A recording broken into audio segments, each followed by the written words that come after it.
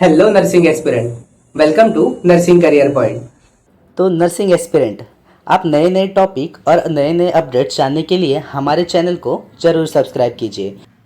तो nursing aspirant, हमने part 1 में देखा था आईवी फ्लूइड्स और उसके टाइप्स, और क्रिस्टलाइट्स में हमने देखा था आइसोटोनिक सॉल्यूशन। तो अब हम देखने जा रहे हैं हाइपोटोनिक सॉल्यूशन, ये पार्ट 2 में। तो चलो, hypotonic solution. Hypotonic fluids are the IV fluids that have the lower osmolarity than the blood plasma. These fluids cause water to move from the blood vessels into the body cells, leading cell hydration and swelling. इसमें क्या रहता है, जो hypotonic solution का जो osmolarity रहता है वो ऑस्मोलरिटी कम रहता है, अपने ब्लड प्लाज्मा से कम रहता है। इसके वजह से जो फ्लूइड रहता है वो अंदर जाता है। सेल जब डिहाइड्रेट होते हैं तो हम लोग मोस्टली हाइपोटोनिक सॉल्यूशन देते हैं सेल को हाइड्रेट करने के लिए। तो इधर हम देखेंगे एग्जांपल के साथ अच्छे से। तो इस फर्स्ट जार में आप देख सकते हो कि इसमें है ब्लड प्लाज्मा और सेकेंड में है हाइपोटोनिक सॉल्यूशन। हाँ, ब्लड प्लाज्मा का ऑस्मोलरिटी हाइपोटोनिक सॉल्यूशन से अब ज़्यादा होगा, क्योंकि हाइपोटोनिक सॉल्यूशन का ऑस्मोलरिटी कम है। तो क्या होगा, जो ब्लड प्लाज्मा में जो कॉन्सेंट्रेट है, सेल में जो कॉन्सेंट्रेट है, वो चले जाएंगे बाहर इंट्रावेनस, और इंट्रावेनस जो हम हाइपोटोनिक सॉल्यूशन देंगे वो चला जाएगा सेल के अंदर। इसकी वजह से क्या होगा, सेल हाइड्रेट हो जाएगी। जब सेल डिहाइड्रेशन होता है तो इसमें मोस्टली हाइपोटोनिक सॉल्यूशन हम लोग यूज़ करते हैं सेल को हाइड्रेट करने के लिए। ठीक है, हाइपोटोनिक सॉल्यूशन का याद रखना कि ऑस्मोलरिटी कम होने के कारण जो फ्लूइड है वो सेल के अंदर शिफ्ट हो जाता है। देन एग्जाम्पल देखेंगे one by one. Half N S 0.45% normal saline first है। तो इसमें देखेंगे half N S normal saline also called as a half N S is a hypotonic intravenous fluid used to provide the water and electrolytes to the body. Then the fluid helps move water from blood vessels into body cells, making it useful to, हमने देखा था cellular dehydration, cellular dehydration के लिए use होता है। तो इसका composition हम देखेंगे। सोडियम रहता है 77 मिली इक्विवेलेंट पर लीटर। आपने फुल एन में देखा रहेगा वो था 154, तो हाफ एन रहेगा तो उसका आधा। क्लोराइड भी सेम आधा रहेगा 77 मिली इक्विवेलेंट पर लीटर, और इसमें स्टेराइल वाटर रहता है। यूजेस देखेंगे हम लोग, कहाँ कहाँ हाफ एन एस यूज़ होता है। हमने अभी बोला था सेलुलर डिहाइड्रेशन में। हाइपर सेलुलर डिहाइड्रेशन पता है ना, क्योंकि सेलुलर डिहाइड्रेशन होता है तो क्या होता है, उसमें सेल का फ्लूइड लॉस होता है। तो हम लोग हाफ एन एस देके वो फ्लूइड रिकवर करने का और सेल हाइड्रेट करने की कोशिश करते हैं। तो हाइपरनेट्रेमिया में भी सेम हमने अभी देखा था थोड़ी देर पहले। क्योंकि क्या होता है हाइपरनेट्रेमिया में, जो सेल में हम देखेंगे ये सेल है, इसमें सोडियम आयन वगैरह, सोडियम पोटेशियम वो ज़्यादा रहता है। तो क्या रहता है कि हम लोग हाइपोटोनिक सॉल्यूशन रहता है वो फ्लूइड एक्सचेंज करता है। मीन्स जो फ्लूइड सेल के अंदर के जो कार्बोनेट ये रहते हैं, सोडियम पोटेशियम जो रहता है वो बाहर निकलता है और अंदर फ्लूइड भेजता है। तो हाइपरनेट्रेमिया फ्लूइड, आईवी फ्लूइड्स अपना नॉर्मल अंदर जाता है और ये आयंस बाहर आ जाते हैं। तो इसकी वजह से हाइपरनेट्रेमिया में ट्रीट करने के लिए हम लोग हाफ एन एस यूज़ करते हैं। देखेंगे डायबिटिक कीटोएसिडोसिस। तो इनिशियल आइसोटोनिक फ्लूइड्स देते हैं हम लोग एन एस दे के। क्या होता है डीके में आपको पता रहेगा कि कीटोन्स बॉडी फॉर्म होती है, फैट मेटाबोलाइज होके कीटोन्स बॉडी फॉर्म होते हैं। वो वॉश आउट करने के लिए हम लोग देते हैं आइसोटोनिक सॉल्यूशन। आइसोटोनिक सॉल्यूशन देने के बाद वो फ्लूइड लॉस होता है ना, ज़्यादा फ्लूइड लॉस होता है तो सेल भी डिहाइड्रेट होते हैं। तो सेल हाइड्रेट करने के लिए बाद में हम लोग हाफ एन एस भी देते हैं।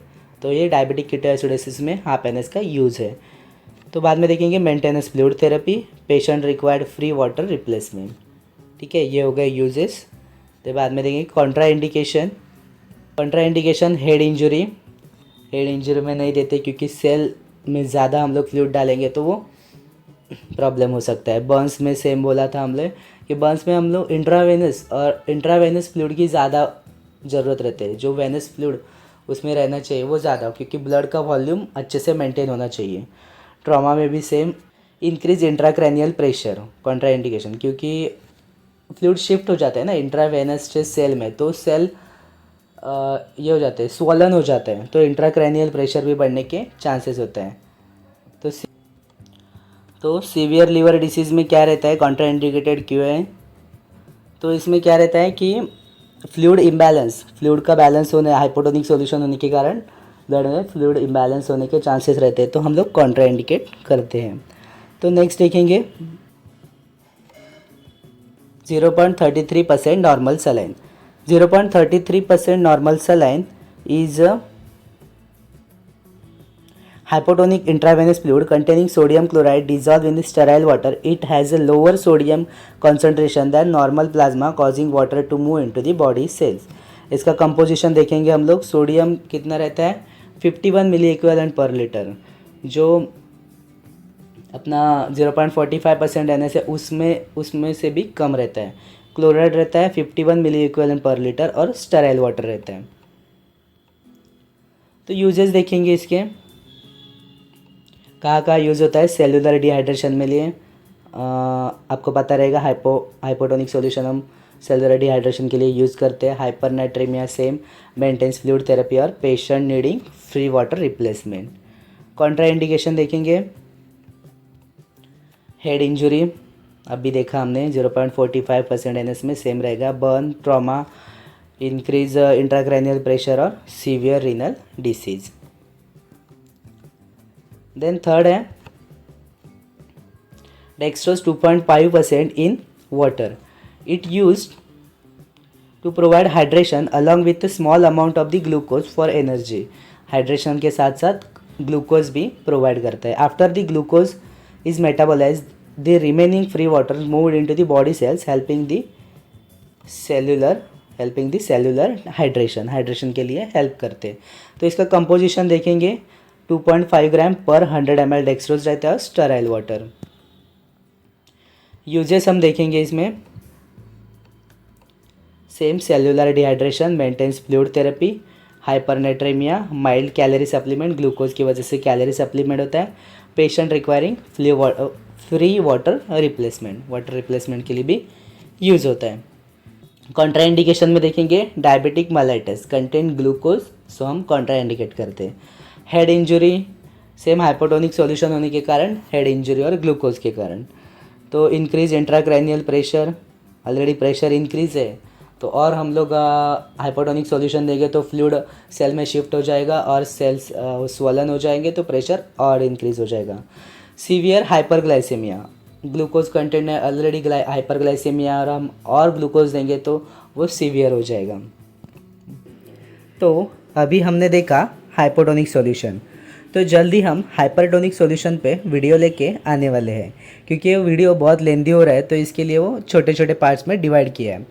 तो आपको ये वीडियो कैसा लगा ये कमेंट में ज़रूर बताना। वीडियो पसंद आया तो लाइक करना, चैनल को सब्सक्राइब करना मत भूलना। तो जल्दी मिलते हैं नए वीडियो में। धन्यवाद।